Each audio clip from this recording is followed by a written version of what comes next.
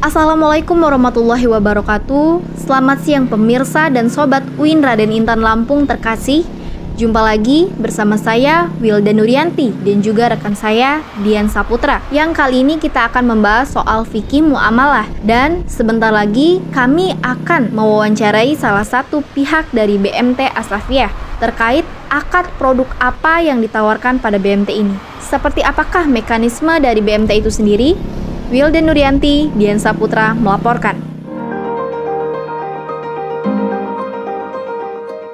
Terkait BMT ini, bisa dijelaskan nggak sejarah singkat dari BMT ini? Bagaimana? Perkenalkan, nama saya Vera Noviana. Di sini saya bekerja di BMT Asafiyah sebagai teller. Untuk BMT Asafiyah ini berdiri pada tahun 1997. BMT Asafiyah ini bergerak di bidang simpan pinjam pembiayaan syariah, yaitu yang beralamatkan berkantor pusat di Lampung Tengah, Kota Gajah, Jalan Jenderal Sudirman nomor 9, Kecamatan Kota Gajah, Kabupaten Lampung Tengah. Untuk BMT Asafiyah ini sebagai lembaga keuangan mikro syariah memiliki fungsi sebagai Baitul Mal dan Baitul Tanwil. Apa visi misi juga prinsip-prinsip yang ada di BMT ini? Untuk visinya, BMT Asafiyah ini menjadi koperasi yang besar, modern, dan berkualitas. Sedangkan untuk misinya, untuk yang pertama, meningkatkan pelayanan prima dan operasional berbasis digital. Untuk yang kedua, meningkatkan kesejahteraan anggota dan lingkungan kerja. Yang ketiga, meningkatkan sumber pembiayaan dan penyediaan modal dengan prinsip syariah. Untuk yang keempat, menumbuhkan usaha produktif di bidang perdagangan, pertanian, industri, dan jasa. Untuk yang terakhir, menjalin kerjasama usaha dengan berbagai pihak. Oke, baik. Untuk Mbak Vera, bagaimana sih cara menjalankan usaha yang ada di BMT ini? Untuk usaha yang sedang dijalankan BMT saat ini tentu dengan sesuai dengan namanya, yaitu Koperasi Simpan Pinjam Pembiayaan Syariah. Di sini untuk usahanya melakukan simpanan dan pembiayaan saja. Baik Mbak, lalu apa saja produk-produk dan pelayanan yang ditawarkan di BMT ini?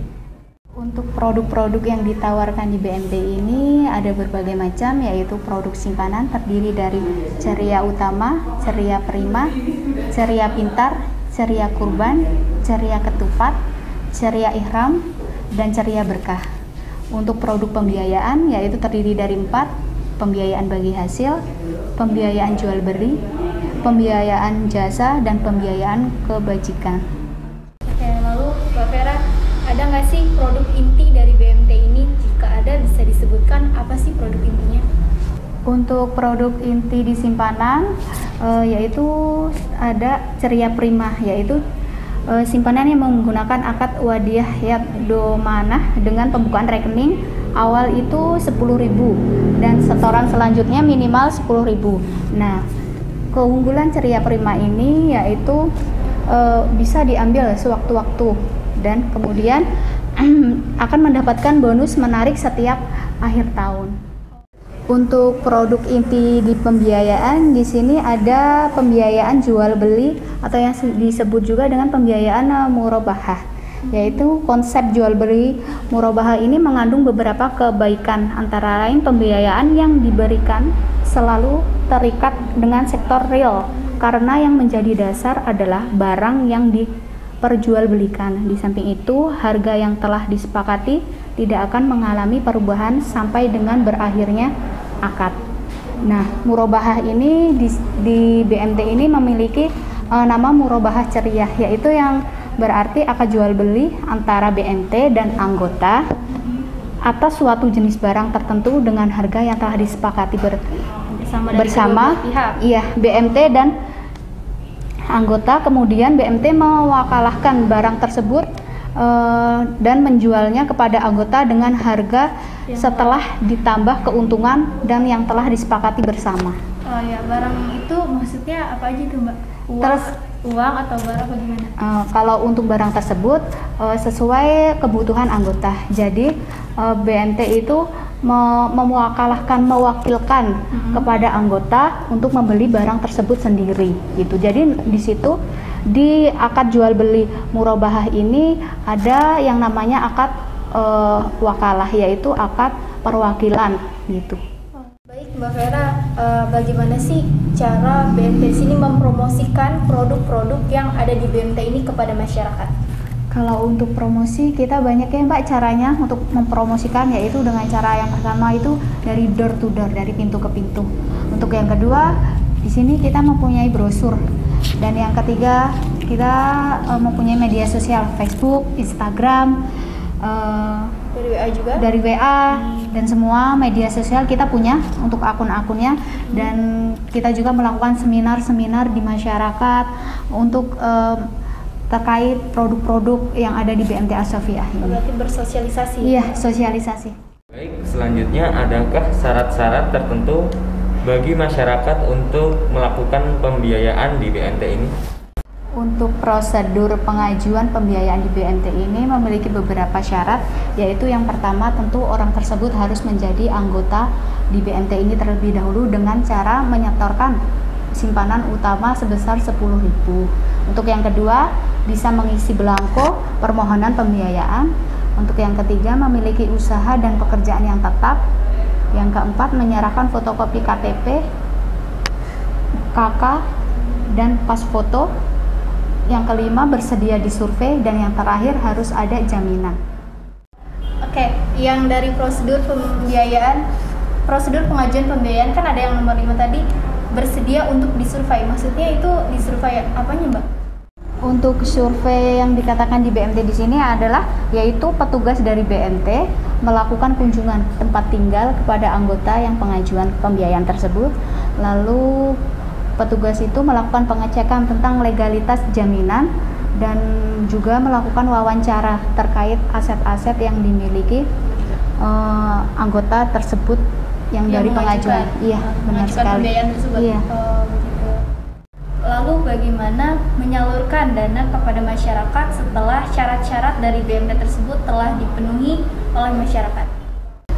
Setelah berkas lengkap, yaitu petugas akan melakukan kunjungan analisa survei di rumah anggota yang sudah dijelaskan tadi, yang kemudian petugas tersebut melakukan legalitas jaminan, lalu petugas tersebut melakukan survei analisa yang sudah ada belangkonya di sini. Kemudian berkas tersebut dikirimkan ke komite pusat untuk menentukan ACC atau tidaknya anggota tersebut. Kemudian lalu melakukan pencairan di kantor.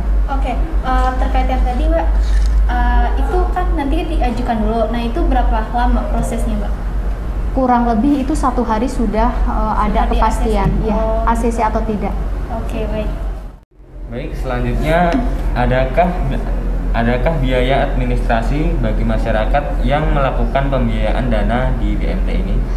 Untuk administrasi tentu ada, yaitu 1% dari total pokok pembiayaan. Nah, administrasi tersebut sudah ditentukan oleh kantor pusat. Lalu Mbak, ada nggak sih apakah ada berapa target bagi BMT per bulannya untuk mendapatkan nasabah yang meminjamkan dana dari BMT ini? Kalau untuk target tentu ada, Mbak. Di sini karyawan diharuskan memiliki pembiayaan 200 juta per bulan dan simpanan sebesar 75 juta per bulan, dan itu diharuskan. Mbak, terkait yang tadi, seandainya target yang didapatkan oleh karyawan BMT tadi dari jumlah nasabah yang diinginkan, apakah ada penghargaan dari koperasi ini? Kalau untuk penghargaan, apabila karyawan tersebut melebihi dari target tersebut, maka karyawan tersebut akan mendapatkan 10% dari tunjangan jabatan dari karyawan tersebut. Ada, ya, Mbak? Iya, ada. Bagaimana kalau tidak dapat di target tersebut, tidak memenuhi jumlah nasabah yang diinginkan? Apakah ada sanksinya? Kalau untuk sanksi itu tentu ada, Mbak. Jadi untuk BMT itu melakukan akumulasi. Jadi apabila karyawan dalam 3 bulan itu tidak memenuhi target, dalam 1 bulan itu kan ada 200 juta nih untuk pembiayaan. Selama 3 bulan itu berarti harus 600 juta. Apabila dalam 3 bulan ini tidak memenuhi angka tersebut, maka akan mendapatkan punishment, yaitu potongan dari 10% dari tunjangan jabatannya. Selanjutnya, bagaimana cara mengatasi masyarakat yang tidak membayar tagihan koperasi setiap bulannya, dan apakah jaminan yang diserahkan oleh nasabah secara otomatis diambil oleh pihak koperasi? Kalau seperti itu, apabila anggota tidak mampu membayar, maka pihak BNT tidak akan langsung mengambil agunan anggota tersebut.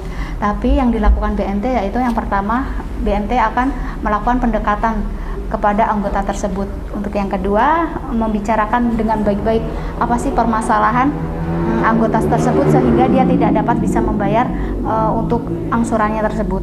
Dan yang terakhir yaitu memecahkan masalah dengan keputusan bersama.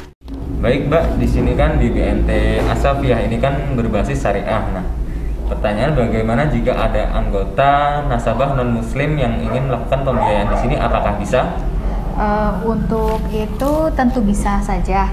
Untuk menjadi anggota tidak harus muslim, tetapi untuk pengolahan dana tetap menggunakan prosedur syariah. Berarti tidak ada ketentuan agama ya Mbak? Tidak, di BNT ini tidak membedakan agama. Yang penting mengikuti prosedur di kantor ini saja. Berarti cara pengolahannya harus mengikuti dari BNT. Oke, baik Mbak.